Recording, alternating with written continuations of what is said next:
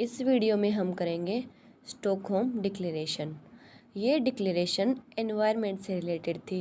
ये international level पर पहला एक ऐसा स्टेप उठाया गया था जिससे कि पर्यावरण का संरक्षण किया जा सके। ये डिक्लेरेशन स्वीडन देश के स्टॉकहोम शहर में हुई थी। और ये कब हुई? ये हुई 5 जून 1972 को स्टार्ट हुई और ये 16 जून 1972 को ख़त्म हुई। और जो इस डिक्लेरेशन के मेन ऑब्जेक्ट थे वो ये थे कि जो इंटरनेशनल लेवल पर जो इन्वायरमेंट है उसका संरक्षण किया जाना और इसमें इम्प्रूवमेंट की जानी, और जो ह्यूमन का हेल्थ है उसका भी प्रोटेक्शन किया जाना। और इसमें टोटल 114 देशों ने भाग लिया था और इसमें 26 प्रिंसिपल को डिक्लेयर किया गया था। तो इस जो मेन प्रिंसिपल है इस डिक्लेरेशन के वो हम डिस्कस करेंगे। तो पहला प्रिंसिपल इसका है वर्तमान व भावी पीढ़ियों के लिए पर्यावरण संरक्षण का दायित्व। मतलब कि जो प्रेजेंट की जनरेशन है वो एनवायरनमेंट के जो रिसोर्सेज हैं वो उनको इस तरीके से प्रयोग करे ताकि जो आगे आने वाली पीढ़ी है, फ्यूचर जनरेशन, उसको भी इस स्वच्छ एनवायरनमेंट, इस एनवायरनमेंट के जो रिसोर्सेज है उसका फ़ायदा मिल सके। सेकंड है प्राकृतिक स्रोतों की सुरक्षा करना। जो प्राकृतिक रिसोर्सेज है, नेचुरल रिसोर्सेज जैसे कि हवा, पानी, पेड़ पौधे, जीव जंतु, इनकी क्या है सुरक्षा करना भी इस डिक्लेरेशन का एक प्रिंसिपल था। नेक्स्ट है नवीकरण योग्य संसाधनों को बनाए रखना। मतलब कि जो नवीकरण योग्य हैं, जो रिसोर्सेज ऐसे हैं जिनका रीयूज किया जा सकता है, तो उन रिसोर्सेज को बनाए रखना।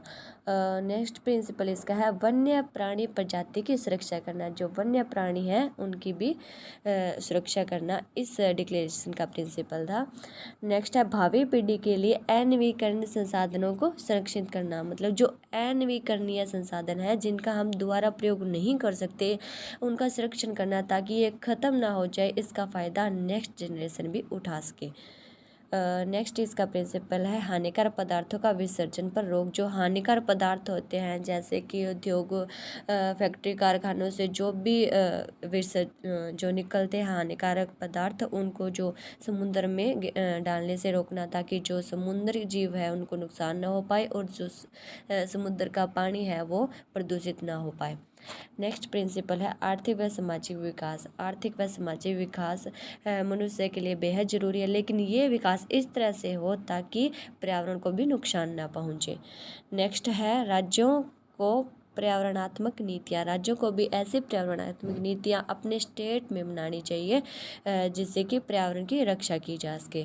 नेक्स्ट है विकासशील देशों को वित्तीय सहायता देना। जो विकसित देश है वो क्या करेंगे, विकासशील देशों को जो वित्तीय सहायता देंगे ताकि वो भी टेक्निक वगैरह उसका फ़ायदा उठा सके और अपनी कंट्री में पर्यावरण पर्यावरण के प्रदूषण को रोकने के लिए जितने भी सुरक्षा उपाय हैं वो कर सके। इसलिए जो विकसित कंपनी है, विकसित देश है, डेवलपमेंट कंट्री है, वो जो विकासशील देश है उनको फाइनेंशियल हेल्प करेगी। नेक्स्ट प्रिंसिपल है संसाधनों का युक्तियुक्त प्रबंध व पर्यावरण पर पड़ने वाले प्रतिकूल प्रभावों को रोकना। युक्तियुक्त प्रबंध का मतलब है कि ऐसा प्रयोग किया जाए ताकि इसका हम फ़ायदा भी ले सके और पर्यावरण पर जो हानिकारक प्रभाव है वो भी ना पड़े। नेक्स्ट प्रिंसिपल जनसांख्यिकीय नीतियाँ लागू करना। जो जनसंख्या नियंत्रण है उसको लागू करना, क्योंकि हम देखते हैं कि जनसंख्या है वो पर्यावरण प्रदूषित करने में एक फैक्टर है, क्योंकि जनसंख्या जितनी अधिक होगी वो पर्यावरण को उतनी ही अधिक प्रदूषित रहेगी, क्योंकि जो रिसोर्सेज है उसका ज़्यादा से ज़्यादा प्रयोग होगा और जिस कारण क्या है जो एनवायरनमेंट को हानि होगी। इसलिए जनसंख्या पर नियंत्रण करना चाहिए।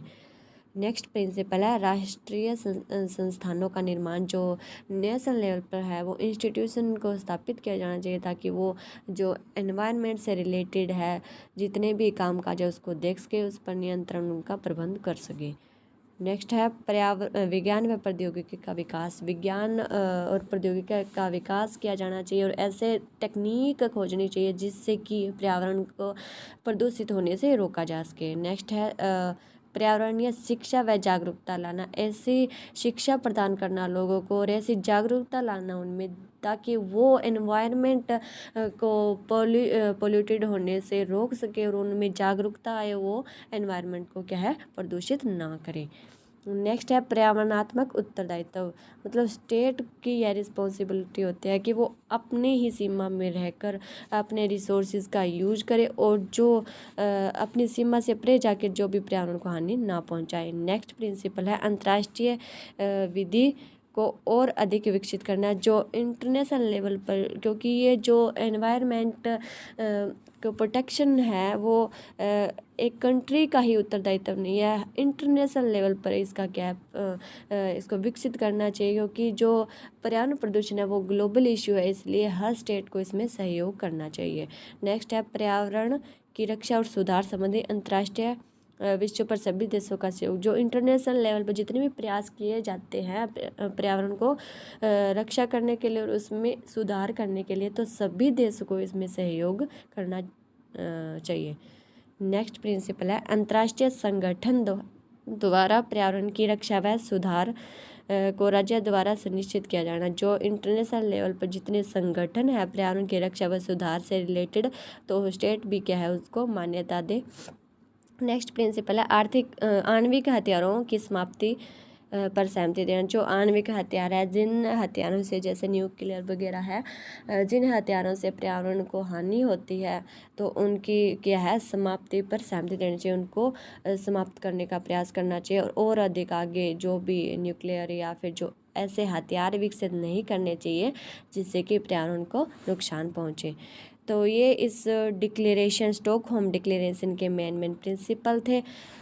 उम्मीद है आपको समझ आए होंगे। मिलते हैं नेक्स्ट वीडियो में, तब तक के लिए हंसते रहो, मुस्कुराते रहो।